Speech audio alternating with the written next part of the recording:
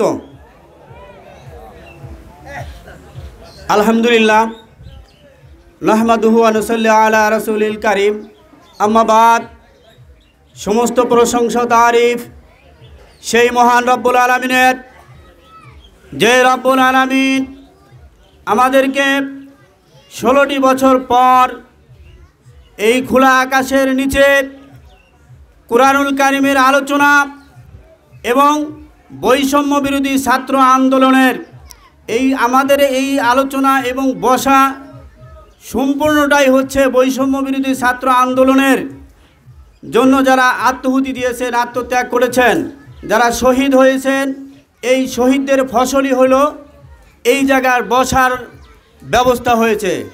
তো তাদের আত্মার মাগফিরাত কামনা করছি।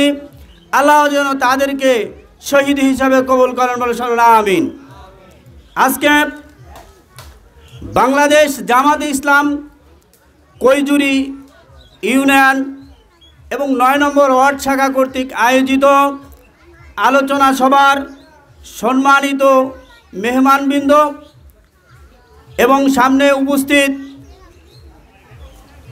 কুরআনুল কারীমের সমাজ প্রতিষ্ঠার যারা কার্যক্রম করবেন এবং কুরআনুল কারীমের সমাজ ব্যবস্থা যাতে চালু হয় সেই ব্যবস্থাপনার লোকজন সামনে উপবিষ্ট আছেন। আমরা এই বাংলাদেশে কতটা জুলুমের শিকার ছিলাম, কতটা অন্যায় অত্যাচার আমাদের বাংলাদেশ জামাত ইসলামী নেতৃবৃন্দের উপর করা হয়েছে। আপনারা জানেন আমাদের প্রথম সারির নেতা 5 জন নেতাকে এই জালিমেরা অন্যায়ভাবে ফাঁসি দিয়েছে। এই ফাঁসির তীব্র নিন্দা জানাই এবং আল্লাহ তাআলা যেন তাদেরকে শহীদ হিসাবে কবুল করেন, সবাই বলেন আমিন। আপনারা জানেন বাংলাদেশের প্রখ্যাত আলেম আল্লামা দেলোয়ার হোসেন সাঈদী, তাকে বিভিন্নভাবে নির্যাতন করে নাটক সাজিয়ে হাসপাতালে নিয়ে তাকে বিষ প্রয়োগ করে এ দুনিয়া থেকে বিদায় করেছে। আল্লাহ তাআলা তাকেও শহীদ হিসাবে কবুল করেন, সবাই বলেন আমিন। আপনারা জানেন এই বাংলাদেশে ইসলামী ছাত্র শিবির এবং জামাত ইসলামের নেতৃবৃন্দকে পুলিশ দ্বারা ধরিয়ে রিমান্ডের নামে তাদের উপরে স্টিম রোলার চালিয়েছে। আপনারা পত্র পত্রিকায় এবং বিভিন্নভাবে আপনারা জেনেছেন। তো তাই মানুষ ভয়ে মুখ খুলতে পারে নাই। আপনারা জানেন এই জালিম সরকার, যেই সরকার বিদায় হয়ে গেল, একটি আয়না ঘর নামে একটি ঘর বানিয়েছিল।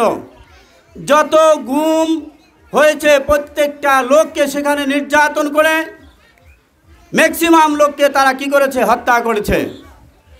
আপনারা এও জানেন এই বাংলাদেশে বিডিআর বিদ্রোহ হয়েছে, সেখানে 57 জন সেনা কর্মকর্তাকে তারা অন্যায়ভাবে হত্যা করেছে। তো আল্লাহ পাক এই যেই ব্যক্তি হোক, যখন অতীতেও ফিরাউন, হামান, নমরুদ তারাও অত্যাচার করেছে, তারাও টিকে থাকতে পারে নাই। তো এই সরকারেরও অন্যায় অত্যাচার জুলুম নিপীড়ন প্রত্যেকটা মানুষকে এই বাংলাদেশটা পুরো কারাগারে পরিণত হয়েছিল, তাই নাকি ভাইয়ের আমার? এই পুরো বাংলাদেশ কারাগারে পরিণত হয়েছিল। তাই বন্ধুরা আমার, আমরা এই খোলা আকাশের নিচে এত সুন্দরভাবে বসার জন্য যেই রব্বুল আলামিন আমাদেরকে বসার জন্য তৌফিক দান করলেন, আমরা সেই মহান মাহবুদের দরবারে লাখো কোটি শুকরিয়া জ্ঞাপন করছি। এবং এই বাংলাদেশকে যেন আল্লাহ তাআলা কোরআনের আইন এবং কোরআন মোতাবেক যাতে চলে সেই হিসাবে যেন কবুল করেন, সবাই বলেন আমিন। বন্ধুরা আমার, আপনারা জানেন আমাদের উপরে কতটা নির্যাতন জুলুম হয়েছে। এই জুলুম, এই নির্যাতন কি আসলে মাফ করে দেওয়ার মতো? মাফ করে দেওয়ার মতো না। কিন্তু তারপরেও আমাদের নেতৃবৃন্দ বলেছে যে এই জালিম সরকার যেই জুলুম নির্যাতন করেছে আমরা তাদেরকে নিঃশর্তে ক্ষমা করে দিলাম। তো তার নিঃশর্তে যদি ক্ষমা করে দেয় তাহলে জামাত ইসলামী কি মহৎ না? এত নির্যাতন এত জুলুম করার পরেও এই আওয়ামী সরকারকে মাফ করে দিয়েছে। এবং আমরা এই সভা এবং সমাবেশের আয়োজন করেছি, তার পিছনে লক্ষ্য এবং উদ্দেশ্য অবশ্যই আছে। আপনারা জানবেন আমাদের এই দেশে সংখ্যালঘুদের উপরে কি হচ্ছে? নির্যাতন করা হচ্ছে, তাদের ঘর বাড়ি জ্বালিয়ে দেওয়া হচ্ছে এবং আওয়ামী লীগের কিছু লোকজন বাড়িতে হামলা করা হচ্ছে এবং জুলুম করা হচ্ছে। যারা জুলুম করতেছে এবং এই সংখ্যালঘুদের উপরে নির্যাতন চালাচ্ছে তারা অবশ্যই ভালো মানুষ না। আমরা কখনো এই জুলুম নির্যাতনে বিশ্বাস করি না, কারণ জুলুম নির্যাতন তারাই করে যারা জালিম। জুলুম নির্যাতন যারাই করে তারা হচ্ছে জালিম নিঃসন্দেহে। আপনারা জানেন এই বাংলাদেশে সভা সমাবেশও আমাদেরকে সঠিকভাবে করতে দেওয়া হয় নাই। তো সভা সমাবেশ যারা বন্ধ করে তাদের কি মুসলমান বলা যায়? তাদেরকে মুসলমান বলা যায় না, কারণ কোরআনের কথা বলবে, এই কোরআনের আইন অনুযায়ী এই দেশ চলবে। এই সিদ্ধান্ত সবাইকে নিতে হবে। আমরা এই দুনিয়ায় চিরদিন কেউ বেঁচে থাকবো না। বেঁচে থাকবো? আমরা চিরদিন কেউ বেঁচে থাকবো না। আর আল্লাহ রাব্বুল আলামিন বলছেন যে কুল্লু নাফসিন যায়িকাতুল মউত, তোমাদের কি করতে হবে? মরতেই হবে, মৃত্যুবরণ যদি করতে হয়। তো যাই হোক, আমি সর্বশেষ কথা হলো আমরা সবাই শান্তিপ্রিয়।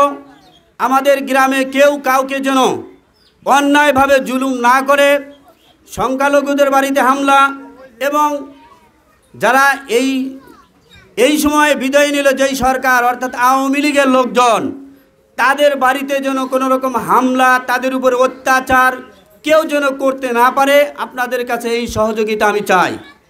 আমাদের গ্রাম শান্তিপ্রিয় গ্রাম, কোনো মারামারি হানাহানি কাটাকাটি রক্তারক্তি আমরা চাই না। আমি মুস্তাফিজুরও চাই না। আপনারা যেখানেই সমস্যা হবে সবাই প্রতিরোধ গড়ে তুলবেন, এই আশা এই আকাঙ্ক্ষা রেখেই আমি আমার কথা শেষ করছি। আসসালামু আলাইকুম ওয়া রাহমাতুল্লাহ।